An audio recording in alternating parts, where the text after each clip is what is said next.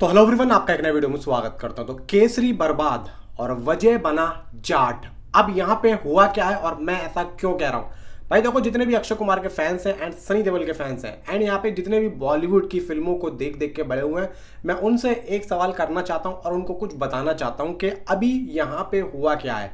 मैं अभी 2 दिन पहले भाई अजय देवगन का रेड 2 के बाद जो एक फर्स्ट इंटरव्यू आया है, भाई वो इंटरव्यू देख के मैं हिल गया। मैंने कहा यार, ये इतने एज में आके और इस लेवल पे आके अजय देवगन इस तरीके की बात कर रहे हैं कि भाई अब तो यहाँ पे बॉलीवुड का बंटा धार हो चुका है। मतलब समझ के चलो कि इतने बड़े बड़े एक्टर अगर इस लेवल पे आके ऐसी बात करेंगे तो भाई बॉलीवुड में फिर बचा ही कौन? बताओ मुझे, बचा ही कौन? अब आप ये देखो, अजय देवगन और अक्षय कुमार यहाँ पे भाई लगातार हर साल 3 या 4 फिल्में ला रहे हैं, ठीक है। अब लगातार 3 4 फिल्में के लाने के बाद में उनकी फिल्में उस लेवल पे नहीं चल रही हैं, वो सिर्फ काम कर रहे हैं। अब यहाँ पे वो रिपोर्टर जो अजय देवगन से सवाल पूछ रहा था कि भाई वो पूछता है कि सर आप उस रेस में क्यों नहीं है जो कि दूसरे एक्टर हैं, मतलब जिनकी फिल्में 500 करोड़ 600 करोड़ 1000 करोड़ कलेक्शन करती हैं। तो यहाँ पे अजय देवगन बोलते हैं कि नहीं, मेरे को कलेक्शन से मैं देखता ही नहीं हूँ, कलेक्शन पे मेरा नज़र ही नहीं है, मुझे सिर्फ अपना घर से निकलना है, मुझे काम करना है, काम करके घर आ जाना है। फिल्म अच्छी बनी होगी, फिल्म अच्छी होगी तो पब्लिक को पसंद आएगी, वरना कोई बात नहीं, मैं दूसरी फिल्म में काम करूँगा। ये अजय देवगन का यहाँ पे जो है आंसर था उस रिपोर्टर ने जो पूछा। अब यहाँ पे ठीक अजय देवगन और अक्षय कुमार भाई दोनों ही इसी लाइन पे चल रहे हैं। सेम जवाब अक्षय कुमार ने भी एक बार ऐसे ही दिया था, भाई मैं क्यों ना फिल्में करूं, मेरे पास फिल्में आएंगी तो मैं करूंगा, ठीक है। अब यहाँ पे वो जो वीडियो थी ना, उस वीडियो के नीचे जो लोगों के कमेंट थे, वो पता है क्या कमेंट थे? तो यहाँ पे वो कमेंट थे कि वो लिखते हैं कि भाई वो जो लोमड़ी होती है उसको अंगूर नहीं मिलते हैं तो वो खट्टे बोल के वहां से निकल जाती है। लोगों ने ये कमेंट करे उस वीडियो के नीचे अजय देवगन की। अब यहाँ पे एक बात बताओ, जिस तरीके से ये फिल्में करते जा रहे हैं, जब फिल्में नहीं चल रही हैं तो सोच समझ के करनी चाहिए या नहीं करनी चाहिए? अगर हम किसी चीज़ में सफल नहीं हो रहे हैं तो हम ये सोचेंगे यार क्यों नहीं हो रहे हैं। अब देखो यहाँ पे एक टाइम पे मिथुन चक्रवर्ती को भी इसी तरीके से फिल्में मिला करती थी। तो देखो आज, अब लास्ट टाइम पे वो कहाँ है? आज कोई भी फिल्म में वो नहीं दिख पा रहे हैं, बहुत कम, इक्की दुक्की कोई सी फिल्म में वो दिख पा रहे हैं, ठीक है। अब यहाँ पे 2024 में आप आओगे तो भाई देखो, अजय देवगन की मैदान आई नहीं चली, शैतान आई, वो एक भाई एक रीमेक का फंडा था वो चल गई, उसमें एक औरों में कहा दम था वो फ्लॉप, प्लस अब अक्षय कुमार, सारी फिल्में बेकार। तो यहाँ पे अब बहुत से लोगों का ये कहना है कि अक्षय कुमार अगर कॉमेडी करेंगे तो भाई वो निकलेंगे, ठीक है भाई। लगातार अब कॉमेडी फिल्में आ रही हैं, हाउसफुल आ रही है, जॉली आ रही है, वेलकम आ रही है, भूत बंगला आ रही है, हेरा फेरी आ रही है। अब लगातार यहाँ पे मतलब हेरा फेरी तक यहाँ पे आपको कॉमेडी ही यहाँ पे देखने को मिलेंगी। मैं आप लोगों से एक सवाल यहाँ पे पूछना चाहता हूँ और कहना चाहता हूँ कि अगर मैं मिथुन चक्रवर्ती का नाम ले रहा हूँ तो आप लोगों को एक नाम और याद होगा, अमिताभ बच्चन साहब का। अमिताभ बच्चन जबकि मिथुन चक्रवर्ती से काफ़ी ज़्यादा सीनियर है, पहले से काम करते हुए आ रहे हैं। और देखो मिथुन चक्रवर्ती किस तरीके से काम करते थे, लगातार उनकी जिस तरीके से अजय देवगन और अक्षय कुमार की फिल्में आ रही है ऐसे ही उनकी भी आती थी उस टाइम पे। लेकिन अमिताभ बच्चन जबकि उनसे ज़्यादा सीनियर है, तो भाई आप लोग सोच के देखो, क्या उनके पास स्क्रिप्ट नहीं जाती होगी? उस टाइम पे जाती होगी ना।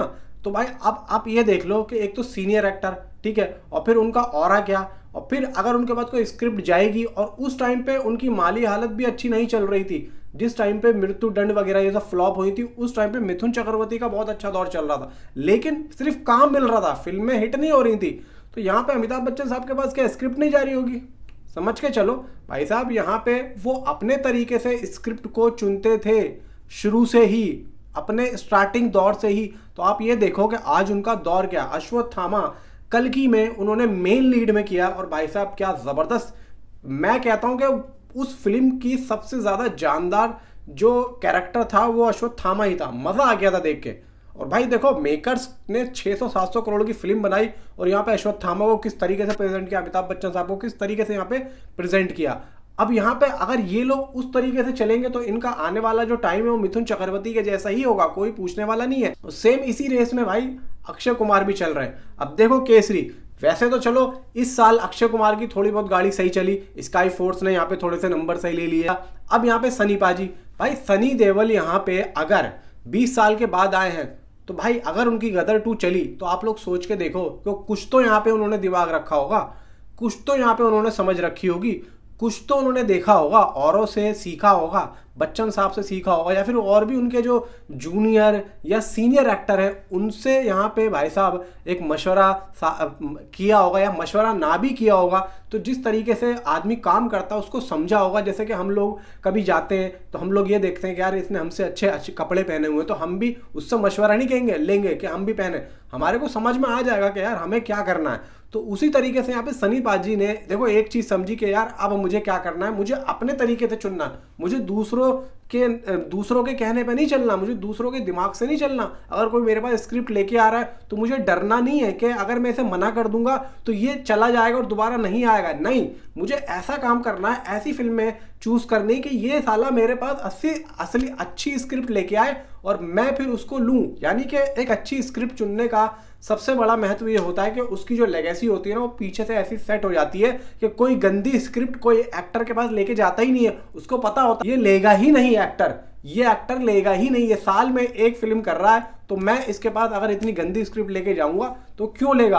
गंदी स्क्रिप्ट उसी के पास जाएगी जो साल में 5 फिल्में कर रहा है। तो यहाँ पे क्या हुआ, अब यहाँ पे केसरी 17 मतलब 80 करोड़ डे 17 में, आज डे 18 का ट्रेड ने डाटा दिया ही नहीं है, यानी कि फिल्म का नंबर आ ही नहीं रहा है इतना। और भाई जाट का 23वें दिन का जो नंबर दोस्तों निकल के आ रहा है वो यहाँ पे मैं आप लोगों को बताता हूँ कि जाट का बॉलीवुड हंगामा ने जो दिया है वो दिया है India net collection 88.39 crore, and यहाँ पे ग्रॉस बनता है 105 करोड़ 23 लाख, एंड यहाँ पे सैनिक जो दे रहा है वो दे रहा है 87 करोड़ 7 लाख नेट कलेक्शन, और ग्रॉस दे रहा है 102 करोड़ 75 लाख। ये बॉलीवुड हंगामा और सैनिक का डाटा है। ओवरसीज में आप लोगों को बताता हूँ, करोड़ 12 करोड़ 70 लाख ये दे रहा है कौन, बॉलीवुड हंगामा। तो टोटल वर्ल्ड वाइड हो रहा है बॉलीवुड हंगामा के हिसाब से 117 करोड़ 92 लाख। सैनिक दे रहा है ओवरसीज से 14 करोड़, एंड वर्ल्ड वाइड हो रहा है सैनिक के हिसाब से 116 करोड़ 75 लाख। ये 3 मई और 4 मई का डाटा मैं आप लोगों को बता रहा हूँ। अब आप ये देखो कि अगर यहाँ पे सनी पाजी इस तरीके से फिल्में नहीं करते, जो आता वो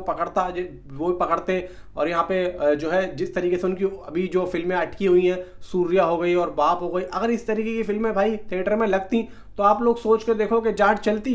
भाई देखो यहाँ पे बहुत चीज़ों को सोचना पड़ता है, तो उस चीज़ पे चल के यहाँ पे काम होता है, और अगर जो इस चीज़ को समझ लेता है तो भाई मैं कहता हूँ कि उसका बेड़ा पार है। बाकी आप लोगों के हाथ में, आप लोग समझदार हो, नीचे कमेंट पर आप अपनी राय मुझे जरूर बताओ। तो मिलता हूँ आपसे अगली किसी वीडियो में। Thanks for watching.